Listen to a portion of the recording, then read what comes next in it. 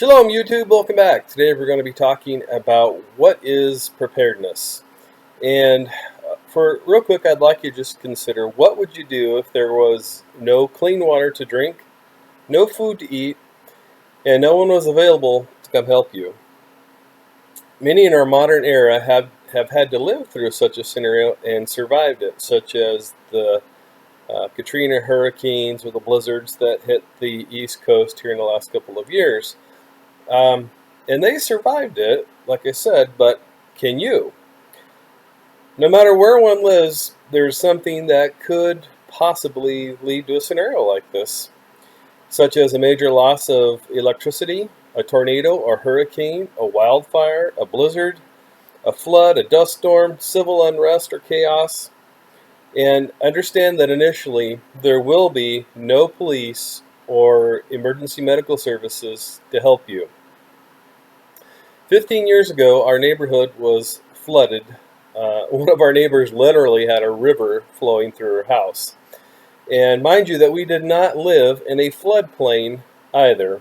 Living through this experience piqued my interest in emergency preparedness. Today I'm going to give you 4 mnemonics to help you remember what you need to have available should something like this ever happen to you. So those 4 mnemonics are beans, bullets, band-aids, and benevolence. First, let's talk about beans. Beans is figurative for food and water. You can only live 3 days without clean water. You can only live 3 weeks without food. So then you have to have some way to have clean water. The first is you need to have a means to boil water if there's no other water that you have.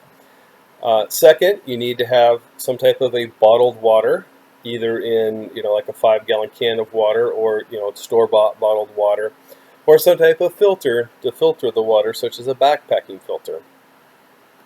And food, you need dry foods, such as dry milk, things like that.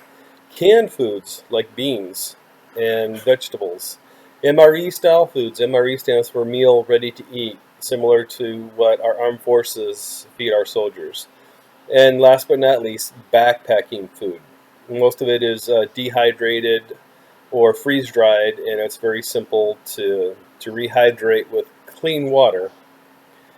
The next is bullets. Bullets is figurative for protection. Folks, when people have nothing to lose, they lose it. Police, soldiers, and National Guard will not initially be available to help you.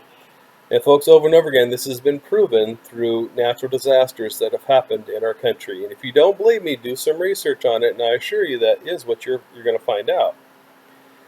And you'll also need the tools and training to do this.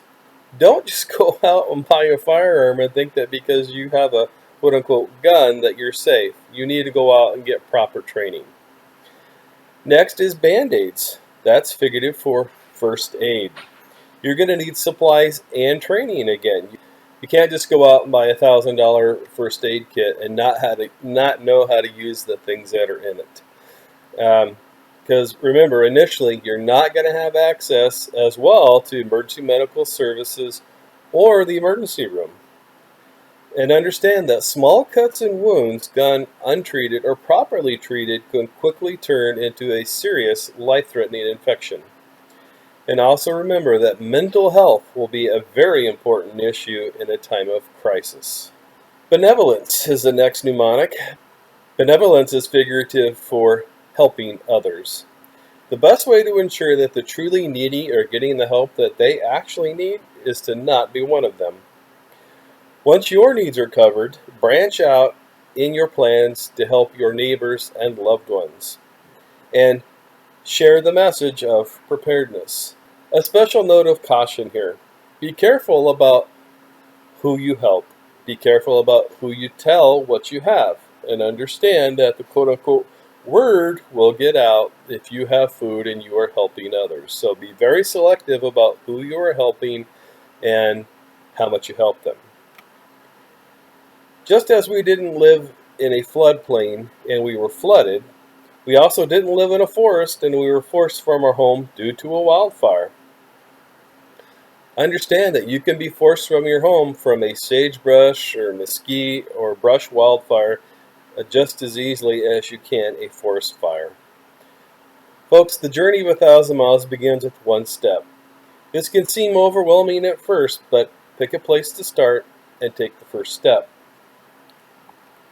What I'd like you to do is pick one of the three mnemonics that we talked about earlier.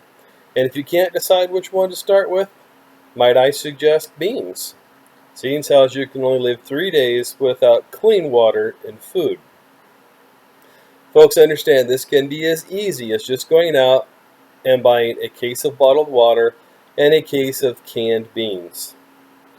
Next, start to research and gather information. Some good resources are FEMA, or the Federal Emergency Management Agency, the Red Cross, the LDS, or Latter-day Saints Pantry, that's the Mormon Church, and certified firearms training such as the NRA and self-defense training. Next, make your plan and put it in writing. There's just something about it that once you put it in writing, that it makes it more concrete and definitive. Next, implement your plan for whatever it is, say like beans. Next, pick one of the next mnemonics and start with that until you've gone through the process of doing all four of the mnemonics. So in closing, folks, understand that no matter where you live, that someday you could be affected by a crisis. We also discussed the four mnemonics of beans, bullets, band-aids, and benevolence to help you remember them. And we also discussed how easy it is to get started. So folks, I understand that just as my house was flooded even though I didn't live in a floodplain, and I was forced from my home due to a wildfire even though I don't live in a forest, we can all be affected by crisis, right?